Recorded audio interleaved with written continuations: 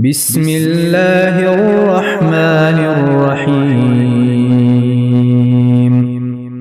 تبارك الذي بيده الملك وهو على كل شيء قدير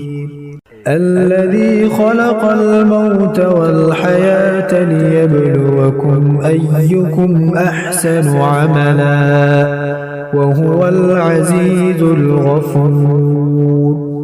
الذي خلق 7 سماوات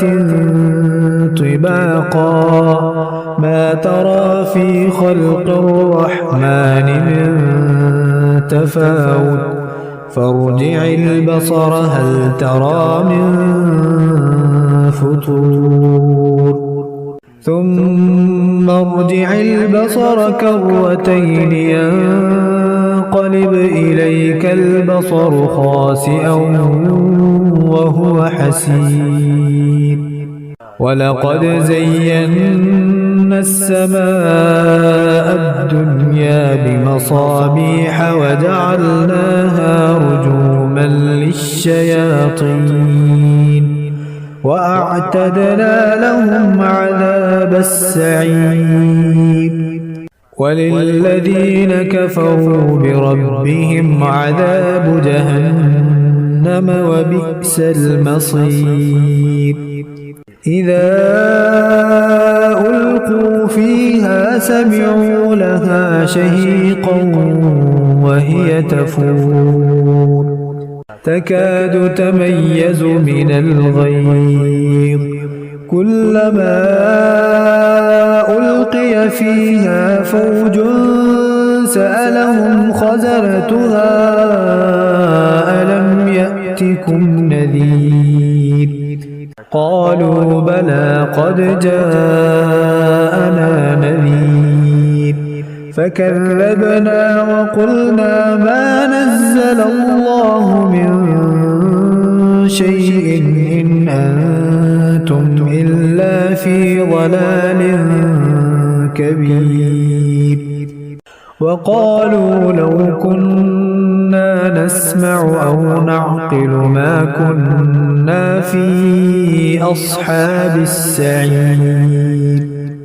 فاعترفوا بذنبهم فسحقا لأصحاب السعير إن الذين يخشون ربهم بالغيب لهم مغفرة وأجر كبير وأسروا قولكم أو اجهروا به إنه عليم بذات الصدور ألا يعلم من خلق وهو اللطيف الخبير هو الذي جعل لكم الأرض ذلولا فامشوا في مناكبها وكلوا من رزقه وإليه النشور أأمنتم من في السماء أن يخسف بكم الأرض فإذا هي تمور أم أمنتم من في السماء أن يرسل عليكم حاصبا فستعلمون كيف نذير ولقد كذب الذين من قبلهم فكيف كان نكير أولم يروا إلى الطير فوقهم صافات ويقبضن ما يمسكهن إلا الرحمن إنه بكل شيء بصير أمن هذا الذي هو جند لكم ينصركم من دون الرحمن إن الكافرون إلا في غرور أمن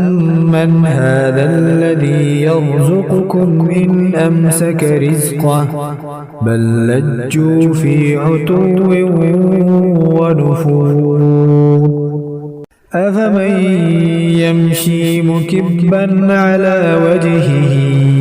أهدى أمن يمشي سويا على صراط مستقيم قل هو الذي أنشأكم وجعل لكم السمع والأبصار والأفئدة قليلا ما تشكرون قل هو الذي ذرأكم في الأرض وإليه تحشرون ويقولون متى هذا الوعد إن كنتم صادقين قل إنما العلم عند الله وإنما أنا نذير مبين فلما رأوه زلفة سيئت وجوه الذين كفروا وقيل هذا الذي كنتم به تدعون قل أرأيتم إن أهلكني الله ومن معي أو رحمنا فمن يجير الكافرين من عذاب أليم قل هو الرحمن آمنا به وعليه توكلنا فستعلمون من هو في ضلال مبين قل أرأيتم إن أصبح ماؤكم غورا فمن يأتيكم بماء